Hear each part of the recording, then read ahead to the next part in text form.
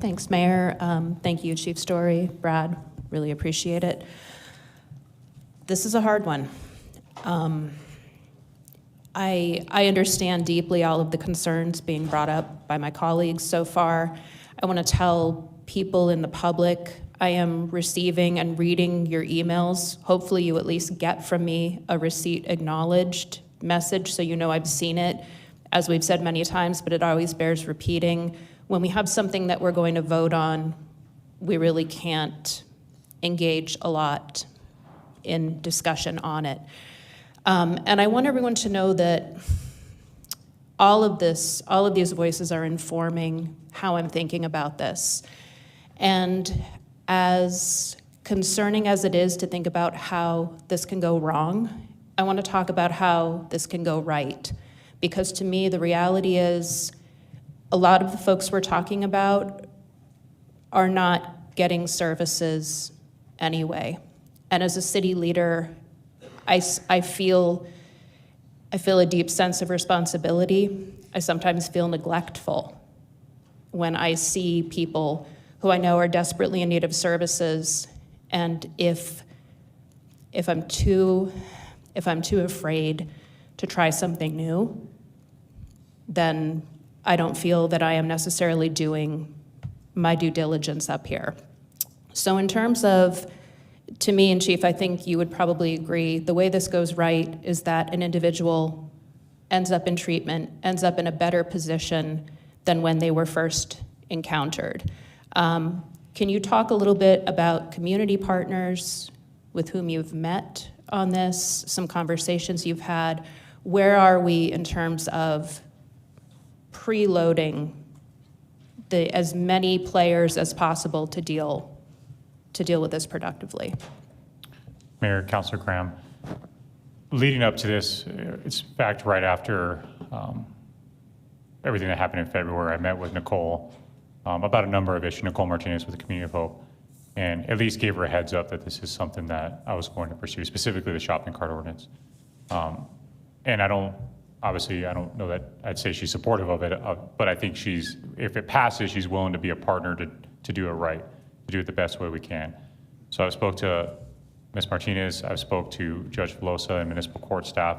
Again, the SOS program is a broad program for all of these petty misdemeanors, but if this fits right in with the timing of that and the goals of what we're trying to accomplish.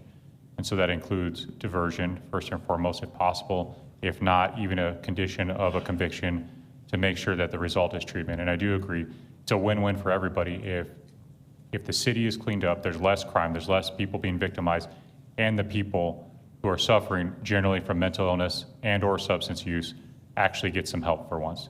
Because that's only happening when someone is lucid enough to say, I need help, which unfortunately is not that often. Not often enough, at least.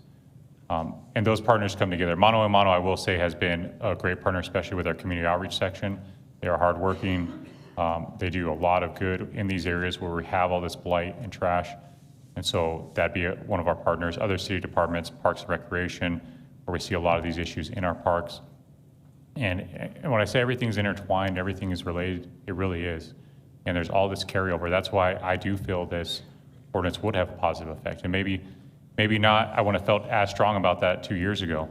But when you go through the city and you really get out and you look at what's happening, it's such a significant issue that improving this will carry over into other things. I believe that. Thank you, Chief.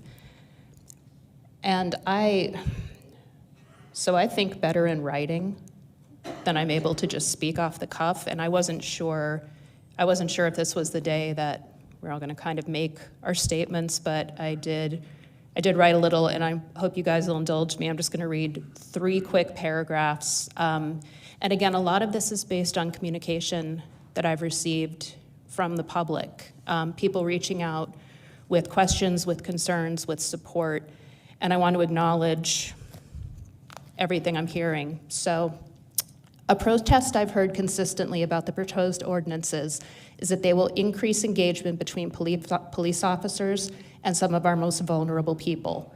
While this certainly will be the case, the alarm it causes presupposes that all interactions between law enforcement and homeless residents will be negative, and I do not believe this is the case. I believe in and have witnessed the overriding goodwill, concern, and professionalism of the Las Cruces Police Department.